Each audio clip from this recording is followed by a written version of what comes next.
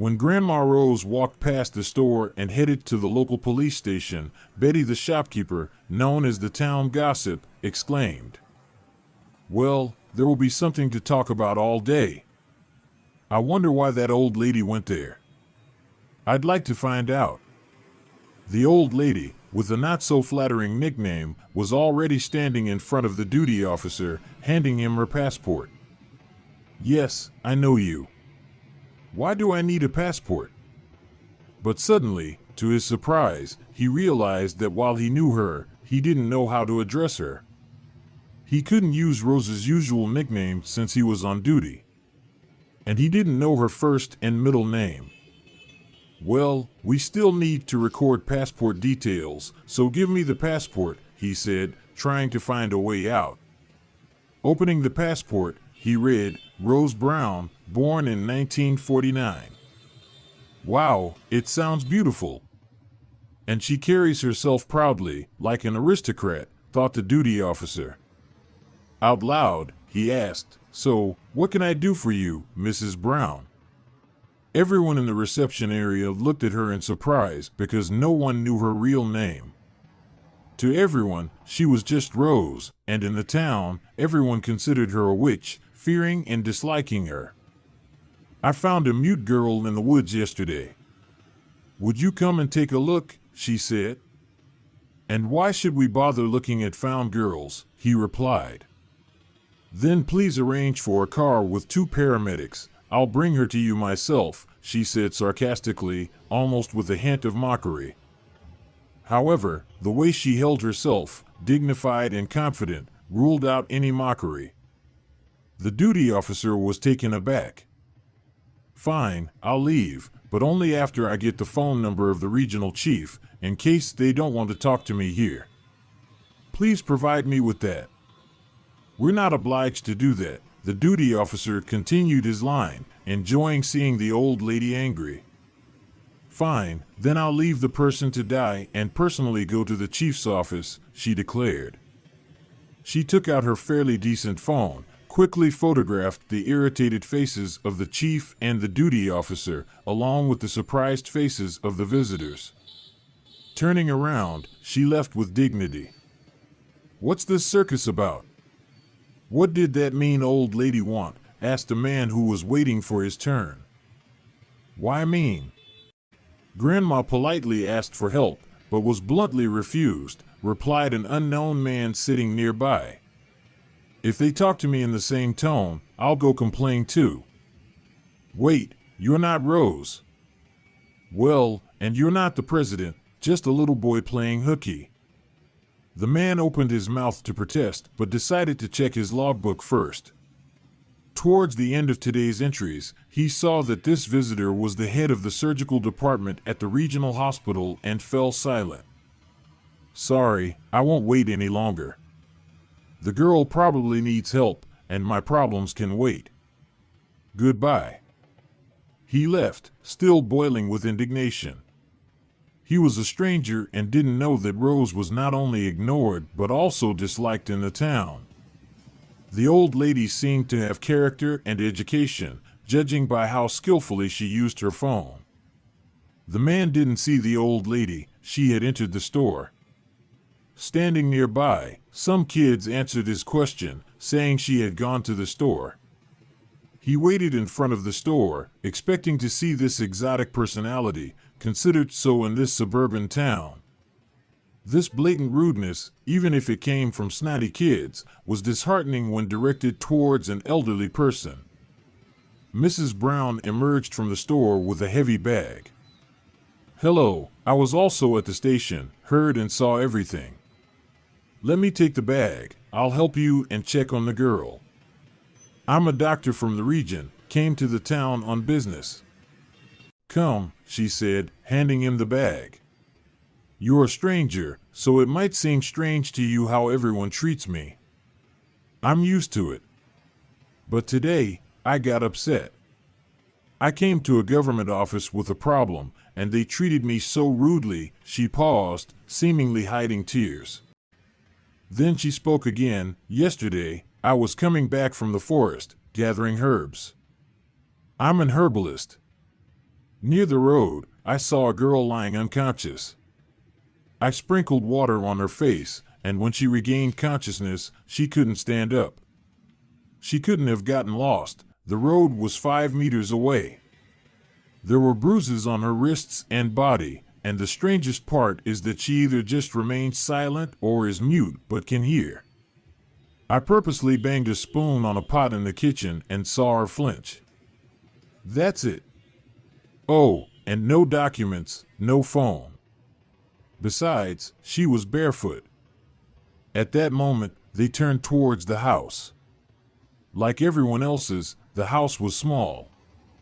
It looked old but well maintained, painted in a pleasant terracotta color. The girl lay on the sofa with closed eyes. He noticed there was no water in the pitcher next to her on the chair. So, she had been drinking.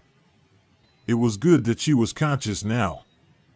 The man approached her, took her hand, and felt her pulse.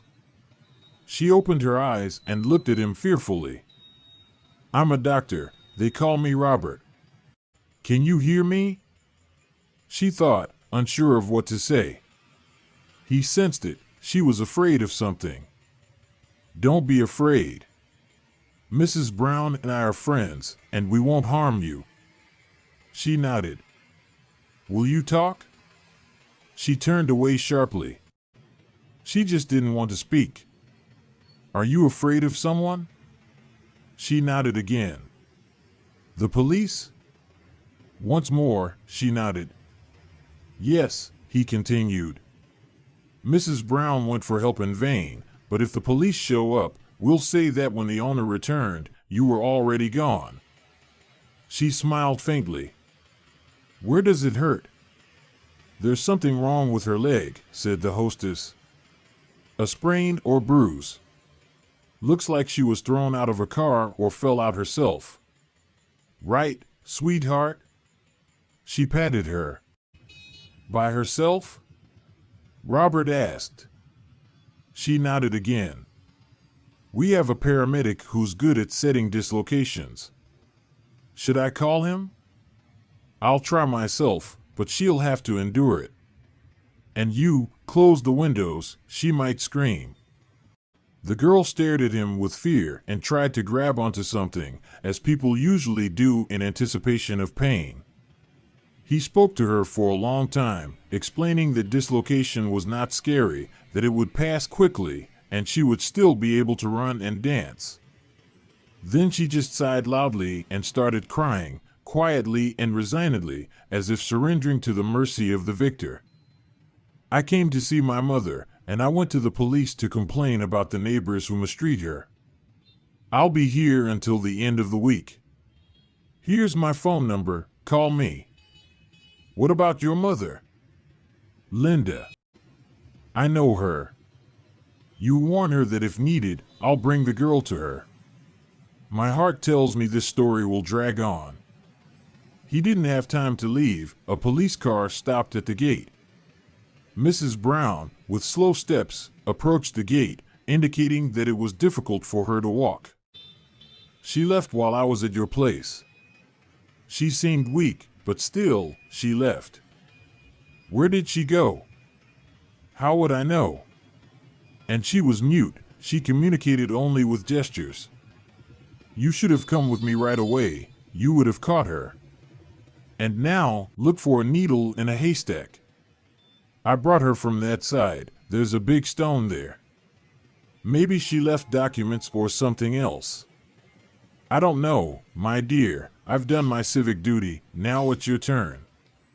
Are they looking for her? Robert couldn't hear what she replied, but he guessed that the search was already underway. Elite dacha's nearby, he thought.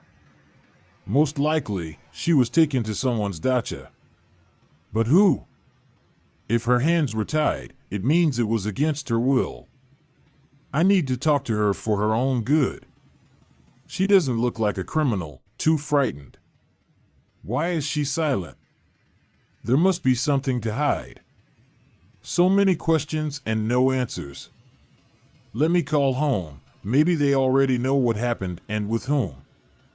The hostess returned. They are looking for her, Robert, but they didn't tell me who she is. I'll try to find out from my wife. Vera, hello. How are things there? Well, things are not good here. I couldn't visit the police and submit anti-statement. What happened? Your wife is missing. And he fell silent for a long time. A whole detective story. I'll come on Sunday evening. Wait. Give the boys a kiss. Well, the old lady asked impatiently. The local millionaire's safe was robbed, and in the evening, his wife disappeared. Later, it turned out she didn't go anywhere. She was tied up in the guest house. She was allegedly accidentally found by the housekeeper, who also stole the money. They found her button from a uniform dress near the safe. But this millionaire, Miller, have you heard of him? He wasn't involved in particularly good business before, decided to take matters into his own hands, and lock the thief in the basement until she reveals where the money is. Well, and where are they? But the girl suddenly spoke. I'm not a thief. I didn't take any money. But now it's clear to me why they immediately hired me, a homeless and destitute girl. She, along with her lover, the head of the owner's personal security, set the whole thing up. I overheard their strange conversations sometimes, but I didn't delve into the details. I should have. Maybe then I would have found out where those damn money is, and she cried bitterly. Don't cry, girl, I see them. I know where they are. And your documents, Allison. But for us to retrieve them, it's not within our power right now. My abilities only allow me to see, not to act. How do you know that I'm Allison? People in the town don't like me because they consider me a witch. All I can do is understand herbs. Sometimes, unexpectedly, I have clairvoyance, like now. Understand, Allison? You're wanted twice, both by your mother and the law. Why did you run away from your mother? And the girl asked with sorrow, and is my stepfather, who tried to assault me twice, also looking for me? Sorry, girl, that didn't reveal itself to me. Poor you, so much has fallen on you. As soon as it gets dark, we'll go to my mom. It's the only refuge for now. Can you make it? Come on, try. She stood up and took a few steps. Does it hurt? Yes. And you can't walk far, limping is not allowed. What should we do? I can go to the city, close the house, and leave some food for Allison. I brought a whole bag. And I'll find a hotel for 2 or 3 days. I think the millionaire isn't a fool. He'll realize the girl couldn't have done all this. Meanwhile, Mr. Miller was interrogating his young wife about the runaway housekeeper. But she claimed she didn't remember her surname, only her name. But you hired her. You were supposed to write down her passport details. Why didn't you do that? Knowing that her documents were hidden in a secret place along with the money, Katie just fluttered her eyelashes with fake lashes and burst into tears. Sitting next to Miller's son from his first marriage, 20-year-old Carter, who found this situation suspicious, decided to start searching for the girl whom he inexplicably cared about all these 6 months she worked for them. Katie, on the other hand, he couldn't stand because she indirectly became the cause of his mother's death, being one of his father's numerous mistresses. His father claimed that his mother died of cancer, but he felt she had taken her own life, unable to bear her husband's infidelity. He went out and headed towards the driver who brought Katie. Tom, remember where you took them both right after hiring the girl? She couldn't have left no traces somewhere her last name and first name must be indicated. Think. Yes, I think I mentioned everything during questioning. She said she felt sorry for the girl and took her straight from the street. Maybe you took her shopping? Bought something? Well, we did shop, but they didn't ask for our last names. And Katie took the phone in her name. Yes, I think it stayed with her. She recently called me from it. I have this number saved as Allison. I really don't believe the girl could have done this. She's naive, young, and inexperienced. A specialist must have worked here, I think. Carter took down the phone number and went to the police, disappointed. The investigator reviewing the call history said she even called the airport directory recently when we started looking for her. Apparently, she wanted to fly away. When the old lady found her barefoot, he calculated. So, Katie wants to leave. Well, too bad for her.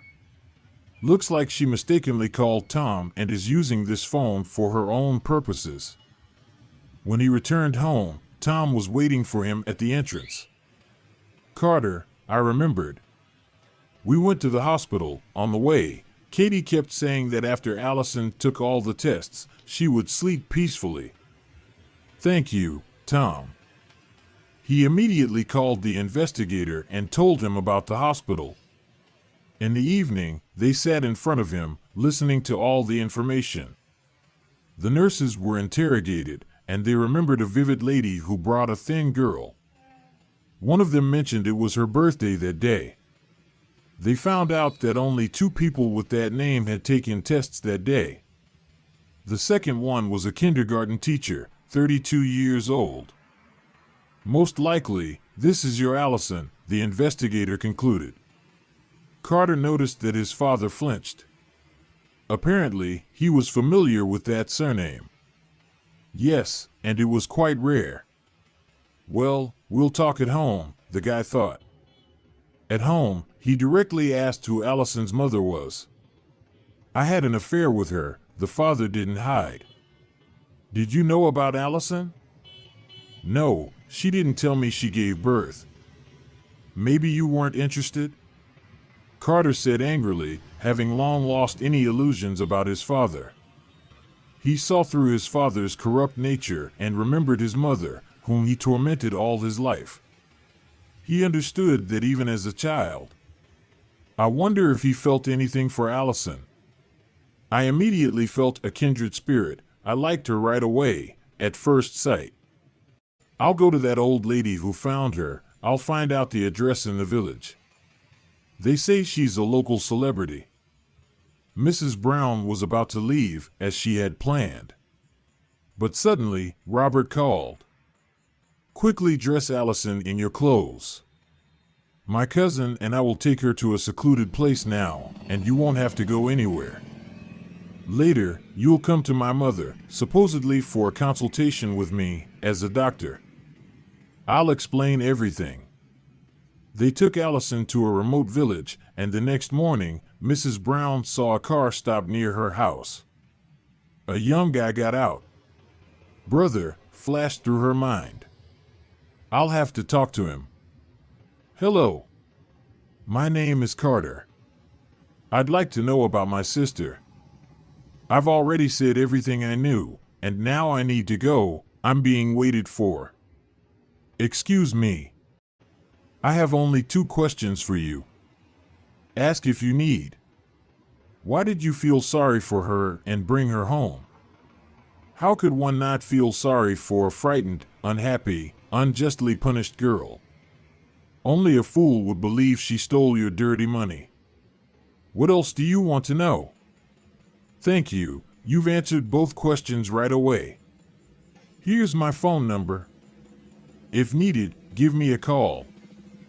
Mrs. Brown quickly decided that having the guy's phone number wouldn't hurt and took his business card. Carter Miller, she read. Need a ride? If you're willing, take me to the store, she said, deciding to take a closer look at the guy. It's straight ahead and to the right. I'll show you. The police are looking for her, you say? Well, then there won't be any use. They don't know how to work.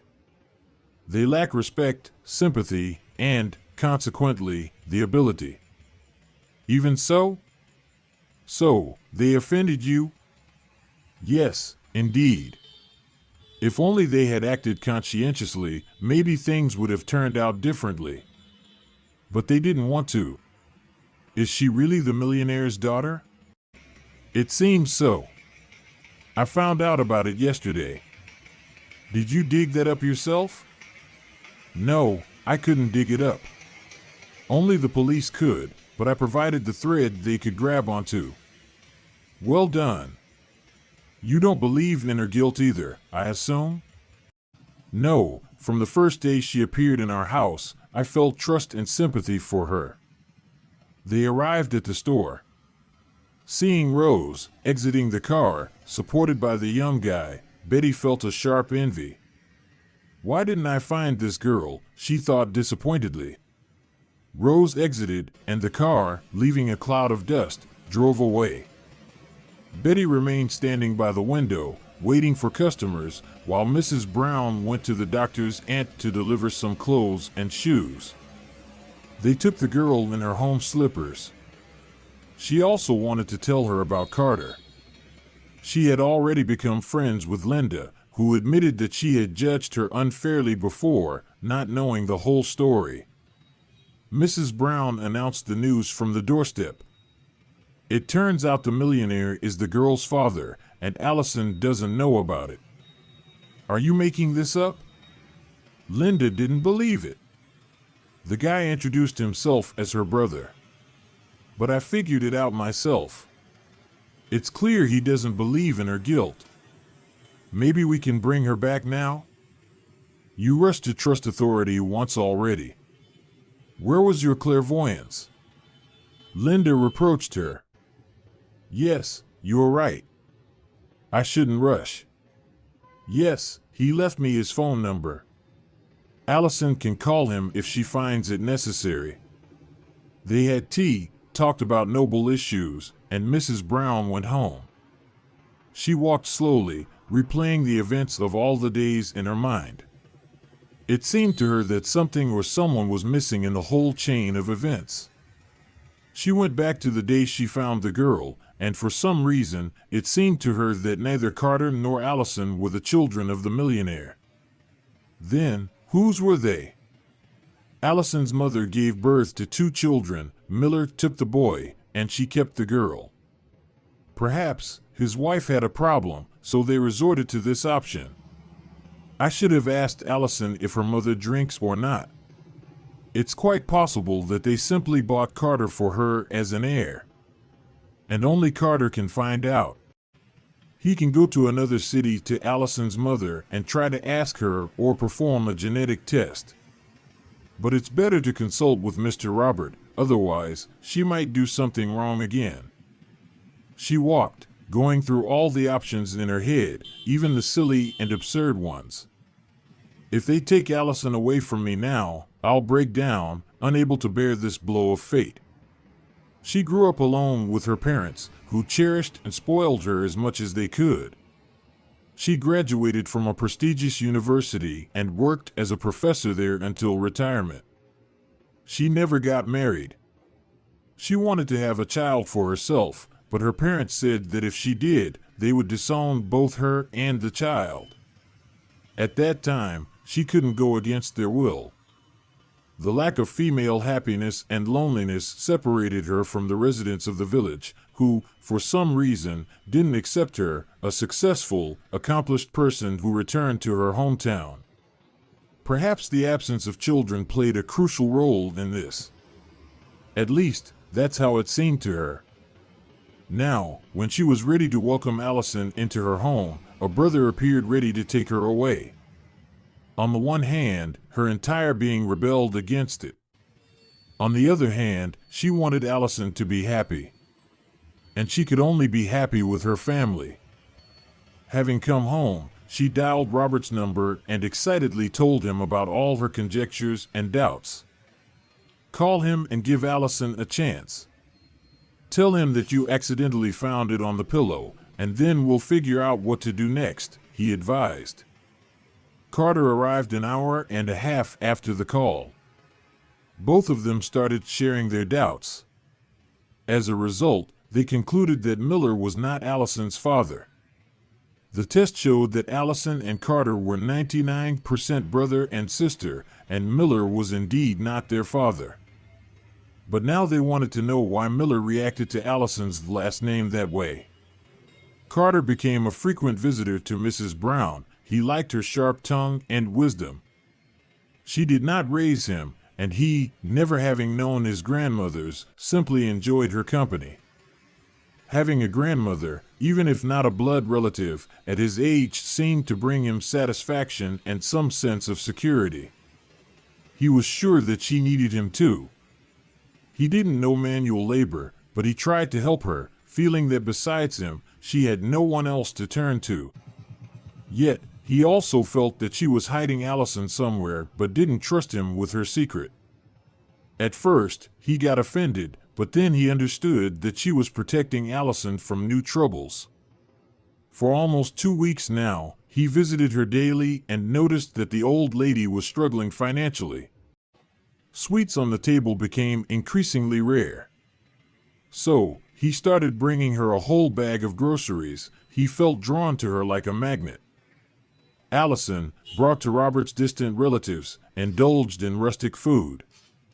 The elderly couple didn't mind her presence since she, like them, woke up at 5 in the morning and worked just as hard. She had nothing else to pay them for accepting her in such a difficult moment. Fresh air, country food, and physical work transformed her into a genuine village beauty. But no, she remembered that they were looking for her, and it scared her. Carter received daily reports from Kathy, the driver, about where she was. When he was told that she had been to the stores again, but the driver, stepping out for cigarettes, accidentally saw her at the travel agency, Carter wanted to tell his father about it, but something stopped him. Unconsciously, he went to Mrs. Brown again, arriving there by lunchtime. He sat over a plate of soup and reported what the driver had told him. So, she's planning to leave, he concluded. Probably not alone, the old lady added fuel to the fire, knowing about Allison's disagreements with the head of security. Do you think so? Yes, where would the woman cope alone with embezzling money? I don't know her, of course, but I don't think she's too smart.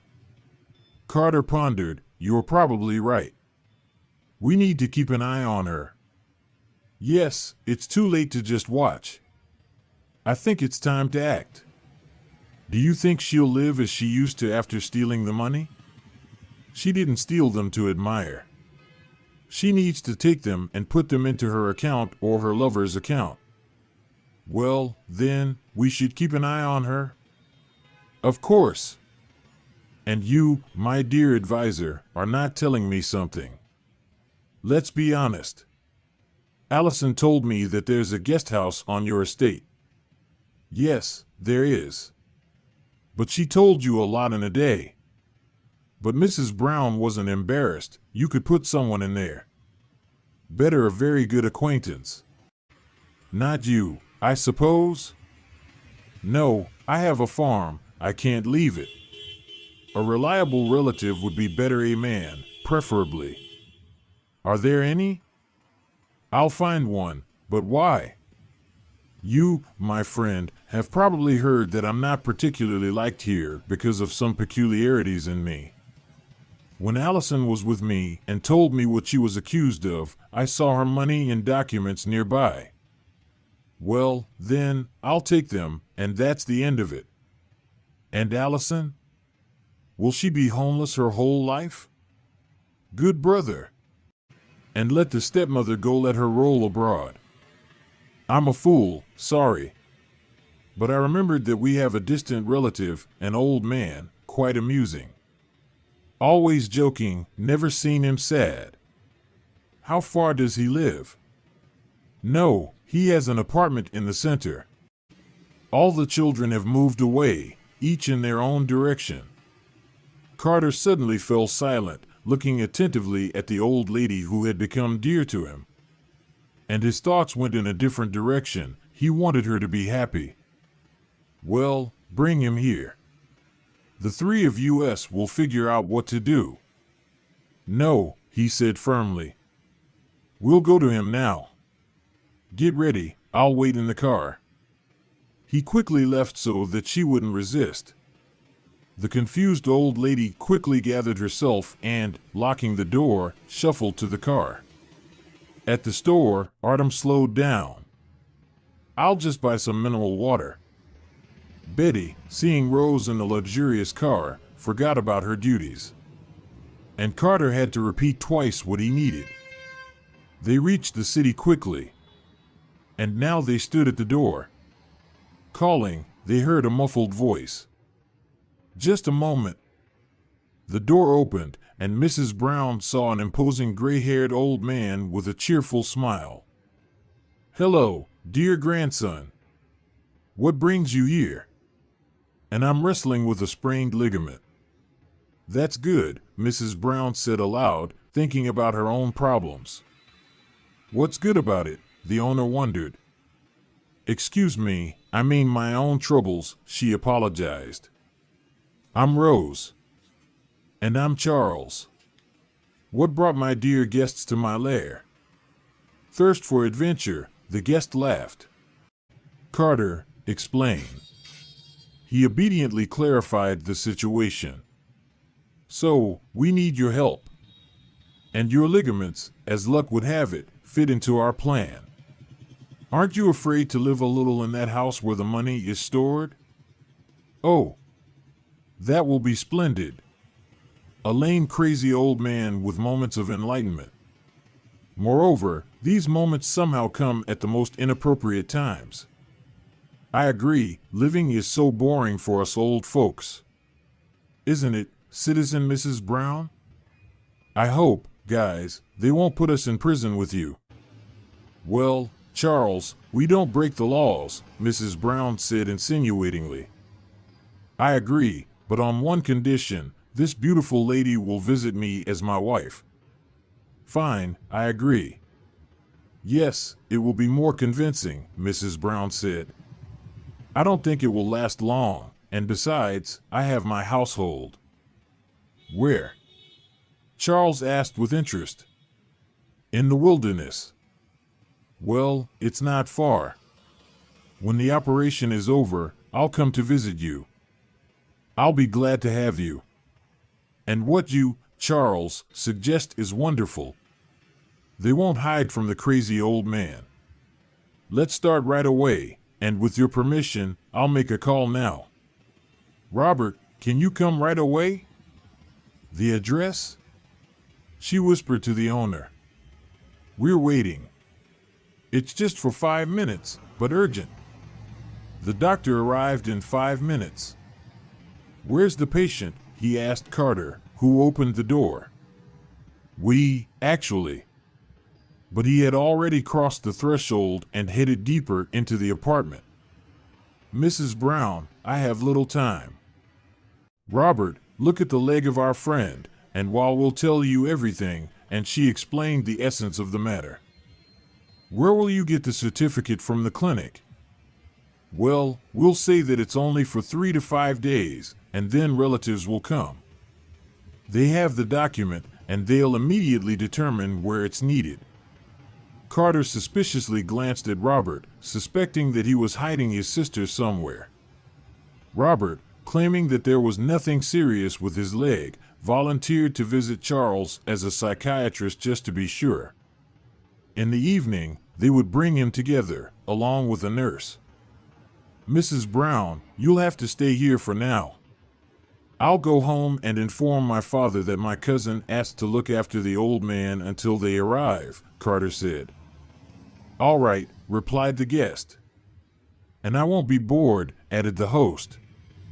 Everything went well. Carter later described how Caddy's expression changed when they brought him into the house. However, after talking to the doctor, she even smiled, apparently thinking that this visit would be a welcome distraction. Carter also enjoyed watching the reunion of his beloved grandmother and cousin, whose description could be the subject of a movie. One day, Mrs. Brown found herself at the Carter family's dining table.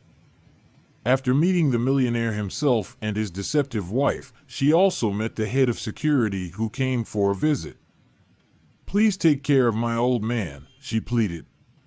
He's so unreliable. I'll personally take him under control, he promised. Carter was once again amazed at her resourcefulness. After this conversation, everyone concluded that the resolution would come in the next few days. They said they would take the tenant exactly a week later. Carter arranged with a friend to install cameras in the house. He was supposed to see the reason for their installation upon arrival. The eccentric old man constantly pestered him with questions, but Mrs. Brown showed the locations, thinking that they would inform the police when the first footage appeared on the cameras. And the driver, Tom, would puncture the criminal's car tires. And now, the D-Day arrived. Confident Caddy entered the house, patted Charles on the shoulder, and said, "Well, thanks, old man, you made it easier." Charles happily smiled and said, "Madam, I'm always at your service, but now I need to go to the bathroom."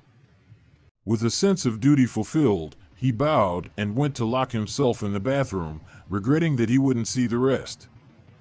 As they got into the car, the couple realized they had lost.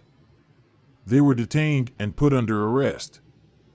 Charles, leaving the house, hugged Carter with one hand, waved to them with the other, and wished them happiness. Senior Miller was in shock. The next day, he blocked his wife's card and asked his son on whose account he should transfer the money.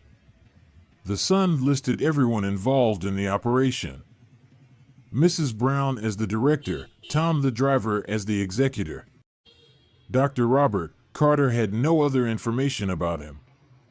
And the dearest Charles, who was the only one risking his life as the main actor in such an entertaining film.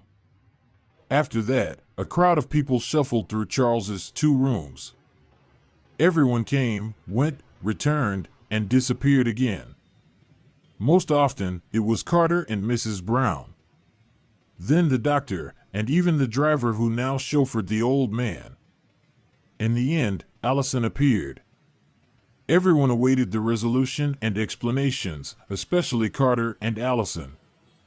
And then, the occasion presented itself. Senior Miller filed for divorce from Caddy, whose case was almost finished and was about to be taken to court.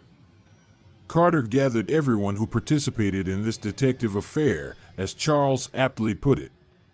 Everything ended well, the money returned to the safe, and the documents were handed over to the owner. But the fact of Carter and Allison being siblings remained unexplained, as they were unaware of each other's existence. And now they were ecstatic, sitting side by side and chatting cheerfully. The only one gloomy was the owner of the house. Carter nudged Charles, sitting on his left. "Help me out. Make him start, he won't listen to me." "Well, Mr. Miller," he began. "We want to know how it happened that Allison and Carter turned out to be brother and sister. We could have asked Allison's mom about it, but she's not here. So, we address the question to you, as Carter's adoptive father. I never thought that our secret would be revealed someday. Well, they say that all secrets eventually come to light. Today is the day of truth. Back in the 90s, I was successful and happy. I had a business, a beloved woman, and connections. But we didn't have children, and I still don't know if it was my fault or if my wife couldn't conceive. But we decided to take a child not entirely legally right from the maternity hospital to raise him from birth. My wife went to the village to her relatives for a while, planning to return from there directly to the maternity hospital. Meanwhile, I was supposed to use my connections to find a child. And one day, I received a call from the maternity hospital informing me that a woman in labor had been removed from the train. She had given birth to twins, a boy and a girl. I wanted a boy, an heir. The woman told me that the second child had died. Just in case, I recorded her details, her address. Twice I sent her money, but the third time they were returned, apparently, she had changed her address. I tried to erase her name from my memory, and when I heard the last name of the girl living in my house for 6 months, I was shocked by the fact of her presence among us, and by how fate punished me for this ungodly deed. Now I regret what I did, but you can't undo the past, so I'll continue to live with this sin. In an hour, I have a meeting with the director of the orphanage, and I've decided to give him a significant part of the money. I also want to adopt a boy, but an older one, around 12. It will bring peace to my soul." "Yes, a sad story," said Mrs. Brown. "But I feel like you're not telling the whole truth. You have a son and 2 grandchildren." "Where did you get that from?" he exclaimed. "It's some kind of mistake." "No, it's not. Here he is." And she nodded towards the doctor, who was even more surprised. "A son," he said in amazement. "Linda has a son," he asked, and after enduring so much, he fainted. He woke up in the hospital. The nurse sitting in the room quickly summoned the doctor. He followed her, looking so much like Miller that even the nurses noticed. "And Linda? Where is Linda?" was the first thing he asked. Robert led Linda into the room, leaving them alone. Carter and Allison were at the orphanage at that time. Carter was arranging the paperwork for the sum of money his father left for the orphanage, and Allison was standing in the corridor, watching passing children. One of the boys caught her attention. His left hand was missing a palm. He walked with a group of kids and seemed to be their leader. Carter and Allison asked the director to let them take him to the hospital and return him by the evening. The director gave written permission. And now, the 3 of them were in front of the sick man. Morty, as Allison and Carter introduced him, didn't understand what they wanted from him. So, he greeted them and awkwardly said, "I wish you a speedy recovery." The unfamiliar man smiled at him and nodded to Carter and Allison. "Well, brother, let's go to get you registered." 2 months passed. Carter and Allison went to see their mother. When their stepfather saw her, he raised his hand, but Carter intercepted it. Seeing Carter, their mother said in confusion, "Miller?" "No, Mom. This is your son with Dad. Will you come with us or stay with him?" She nodded with hatred towards her stepfather. Mom silently hugged them both and cried. They put the apartment up for sale and, in the meantime, lived in Miller's house. Allison transferred to the local university for her 4th year. The Miller brothers and Charles spend most of their time in the wasteland. Morty, not expecting such a turn in his life, never leaves Carter's side, who often visits Robert. And he learns to communicate in their family. Robert claims he's doing well. They form a strong bond, Carter and Robert. But when Carter asked about Robert's last name, Robert said that he had no intention of changing the last name given to him at birth by his great-grandfather, as he heroically died in the war. He believes that not everything in this world is forgivable,